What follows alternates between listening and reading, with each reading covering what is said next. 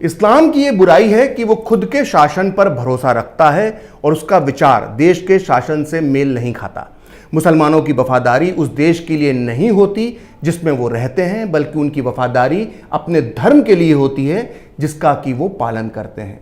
जहां इस्लाम का शासन होता है, मुसलमान वहीं विश्वास महसूस करते हैं। दूसरे शब्दों में कहें तो इस्लाम एक सच्चे मुसलमान को भारत को अपनी मातृभूमि मानने और हिंदुओं का अपना करीबी मानने की इजाज़त नहीं देता। इस्लाम और मुसलमानों के खिलाफ ये बात मैं नहीं कह रहा, ये बात कही है देश के एक महान नेता ने। अगर आप सोच रहे हैं कि मुसलमानों के विरोध में इतनी बड़ी बात वीर सावरकर ने कही है तो आप गलत हैं। अगर आपको लगता है कि ये बात गुरु गोलवलकर या श्यामा प्रसाद मुखर्जी ने कही होगी तो भी आप गलत हैं। इस देश के प्रति मुसलमानों की वफादारी पर यह सवाल उठाया है डॉक्टर भीमराव बाबा साहब अंबेडकर ने। जी हां, ये बात अंबेडकर ने कही थी कि मुसलमान भारत को अपनी मातृभूमि नहीं मानते हैं, और ये बात उन्होंने लिखी है पाकिस्तान और द पार्टीशन ऑफ इंडिया, जिसका कि हिंदी अनुवाद पाकिस्तान अथवा भारत का विभाजन इस वक्त मेरे हाथ में है। इस किताब के पेज नंबर 332 पर अंबेडकर लिखते हैं कि इस्लाम एक बंद खिड़की की तरह है जो मुसलमानों और गैर मुसलमानों के बीच भेद करता है। इस्लाम में जिस भाईचारे की बात की गई है वो मानवता का भाईचारा नहीं है, बल्कि उसका मतलब सिर्फ मुसलमानों से मुसलमानों का भाईचारा है। मुसलमानों के भाईचारे का फायदा सिर्फ उनके अपने लोगों को ही मिलता है, और जो गैर मुस्लिम हैं उनके लिए इस्लाम में सिर्फ घृणा और शत्रुता ही है। अंबेडकर आगे लिखते हैं कि मुसलमानों की वफादारी उस देश के लिए नहीं होती जिसमें कि वो रहते हैं, बल्कि उनकी वफादारी अपने धर्म के लिए होती है जिसका कि वो पालन करते हैं। आप सोच रहे होंगे कि मैं इस्लाम के बारे में अंबेडकर के इन महान विचारों को आज क्यों बता रहा हूं। असल में इसके पीछे एक बहुत बड़ी वजह है, और वो ये है जय भीम जय मीम का नारा। 2014 में जब से मोदी सरकार आई है तब से आपने यह नारा बहुत बार सुना होगा। इस नारे का मतलब है दलित और मुस्लिम एकता। सीए के खिलाफ जो भी आंदोलन चल रहा है उसमें आपने देखा होगा कि दलित नेता चंद्रशेखर रावण मुसलमानों को दलितों का दोस्त, उनका हमदर्द बता रहे हैं, लेकिन हकीकत में दलित मुस्लिम एकता का जो प्रपंच रचा जा रहा है आपके आसपास, उसकी हवा अंबेडकर आजादी से पहले ही निकाल चुके थे। असल में अपने राजनीतिक फायदे, या यूं कहें कि इस देश को तोड़ने के लिए जो मुसलमानों, वामपंथियों और चंद्रशेखर रावण जैसे मौकापरस्त दलित नेताओं ने जो त्रिकोण बनाया है, उन्हें अंबेडकर की ये किताब जरूर पढ़ना चाहिए। मैं बार बार अंबेडकर का इसलिए हवाला दे रहा हूं क्योंकि इस देश में दलितों के हितों का सबसे ज्यादा ख्याल किसी ने रखा है तो वो अंबेडकर हैं। और जब 40 के दशक में देश के सारे मुसलमान पाकिस्तान जिंदाबाद का नारा लगा रहे थे, तब डॉक्टर अंबेडकर ने मुसलमानों की विभाजनकारी सोच का बड़ा ही तार्किक अध्ययन किया था जो इस किताब में मौजूद है। इस किताब में अंबेडकर मुसलमानों की राजनीतिक सोच पर जो सवाल उठाते हैं वो आज 80 सालों बाद भी बरकरार है। अंबेडकर अपनी इस किताब के पेज नंबर 232 से लेकर 234 तक मुसलमानों की सियासी सोच के बारे में लिखते हैं कि मुसलमानों की राजनीति में कोई रुचि नहीं है, उनकी रुचि सिर्फ मजहब में है। मुसलमान वोटर अपने उम्मीदवार से सिर्फ यही चाहता है कि वो मस्जिद के पुराने बल्ब की जगह अपने खर्चे पर नए बल्ब लगा दे। यानी अंबेडकर के मुताबिक मुसलमानों की सियासी सोच सिर्फ अपना फायदा देखती है। वो आगे लिखते हैं कि जीवन के किसी भी धर्मनिरपेक्ष यानी सेकुलर तत्व की मुस्लिम सियासत में कोई जगह नहीं है। मुसलमान सिर्फ मजहब के सामने ही नतमस्तक होते हैं। अंबेडकर आगे लिखते हैं कि मुसलमान समाज सुधार के कितने बड़े विरोधी हैं, ये अंबेडकर बताते हैं, और वो लिखते हैं कि मुसलमानों ने समाज में मौजूद बुराइयों के खिलाफ कभी कोई आंदोलन नहीं किया। हिंदुओं में भी सामाजिक बुराइयां मौजूद हैं, लेकिन अच्छी बात यह है कि वो अपनी इस गलती को मानते हैं और उसके खिलाफ आंदोलन भी चला रहे हैं। लेकिन मुसलमान तो ये मानते ही नहीं हैं कि उनके समाज में कोई बुराई है। असल में मुसलमान समाज सुधार के प्रबल विरोधी हैं।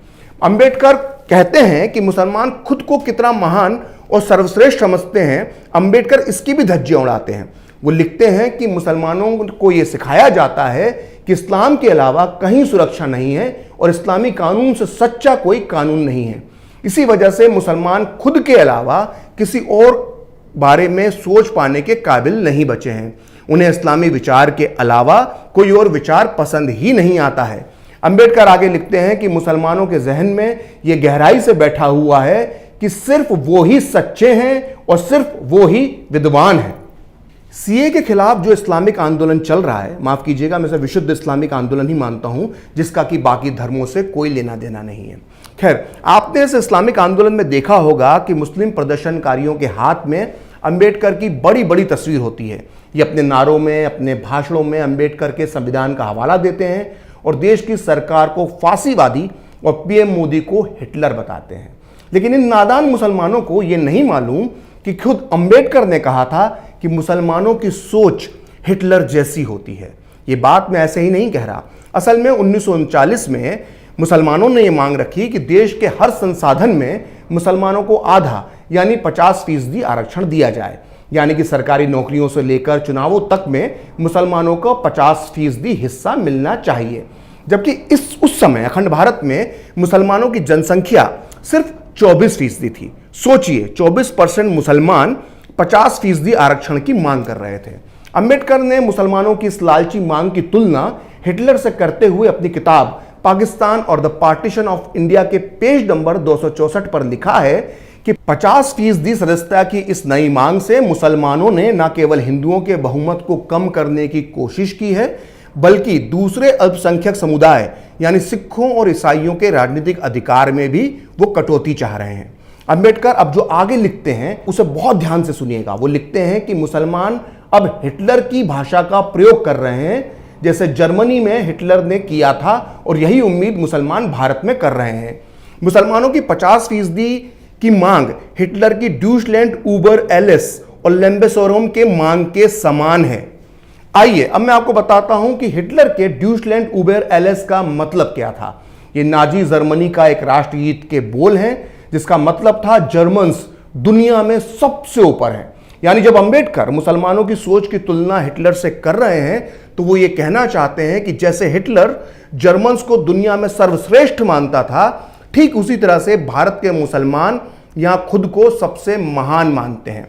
अब सोचिए, अंबेडकर की तस्वीरें लेकर आजादी के नारे लगाने वाले मुसलमानों को यह बात पता चल जाए कि अंबेडकर उनके बारे में क्या सोचते थे, तो बेचारों पर क्या गुजरेगी। खैर, अंबेडकर आगे जो लिखते हैं वो और खतरनाक है। उन्होंने भारतीय मुसलमानों की तुलना सुडेटेन जर्मन से की थी। अब मैं आपको बताता हूं कि ये सुडेटेन जर्मन्स क्या होते हैं। असल में सुडेटेन जर्मन्स चेकोस्लोवाकिया में रहने वाला एक अल्पसंख्यक समुदाय था जो जर्मन मूल का था, जिसने दूसरे विश्व युद्ध से ठीक पहले हिटलर की नाजी सेना की मदद से चेकोस्लोवाकिया में जबरदस्त दंगे करवाए थे और वहां के बहुसंख्यक चेक लोगों की बड़े पैमाने पर हत्याएं की थी। जब दूसरा विश्व युद्ध शुरू हो गया तो सुडेटन जर्मन समुदाय ने अपने देश चेकोस्लोवाकिया से गद्दारी करके हिटलर की नाजी सेना का दामन थाम लिया। अब देखिए इस बारे में अंबेडकर पेज नंबर 269 पर क्या लिखते हैं। वो लिखते हैं कि मुसलमान राजनीति में अपराधियों के तौर तरीके अपनाते हैं और दंगे इस बात के सबूत हैं कि गुंडागर्दी मुसलमानों की राजनीति का सबसे बड़ा तरीका है।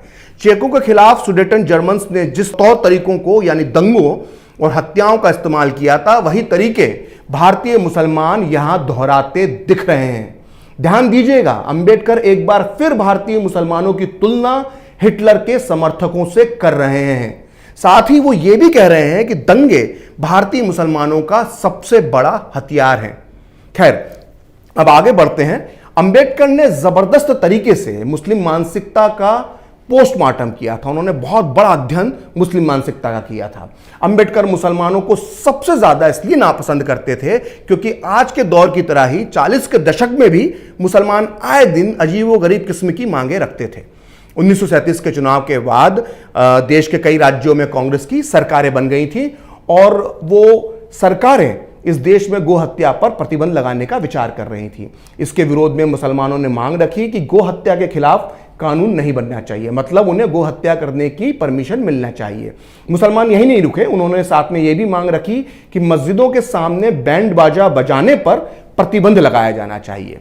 मुसलमानों की इस बेतुकी मांग पर अंबेडकर अपनी किताब के पेज नंबर 268 पर लिखते हैं कि मुसलमानों की मानसिकता गलत तरीके से लाभ उठाने की रही है, जिसका सबूत यह है कि वो गो हत्या का अधिकार और मस्जिदों के बाहर बाजे गाजे की मनाही की मांग कर रहे हैं। जबकि इस्लाम धर्म में गोबली यानी गोहत्या पर कभी भी बल और या जोर नहीं दिया गया है।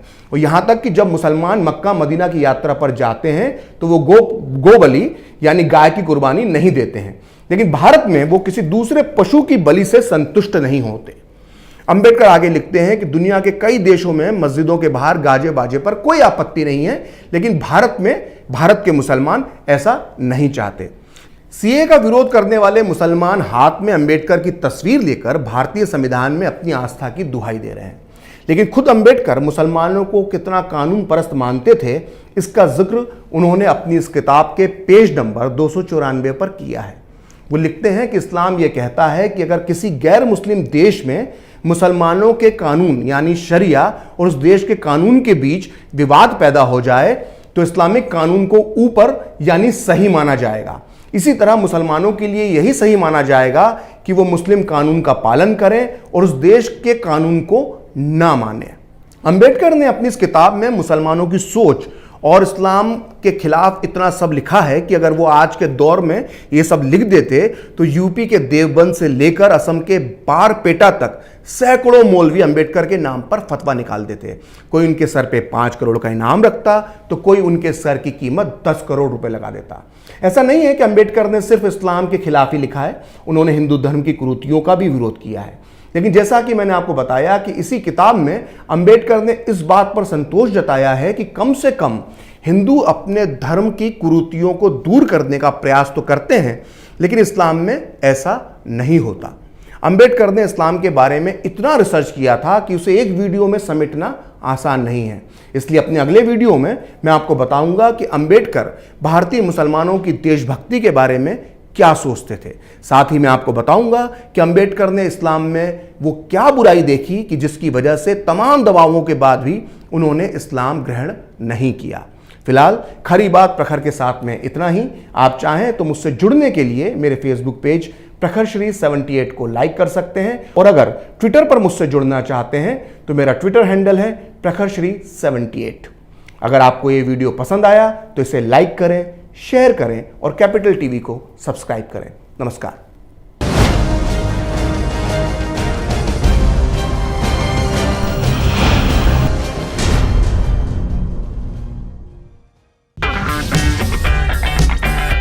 अगर आपको हमारा वीडियो पसंद आया हो तो इसे लाइक करें, हमारे चैनल को सब्सक्राइब करें और हाँ, बेल आइकन दबाना ना भूलें ताकि आप तक हमारे वीडियो की नोटिफिकेशन पहुंचती रहे।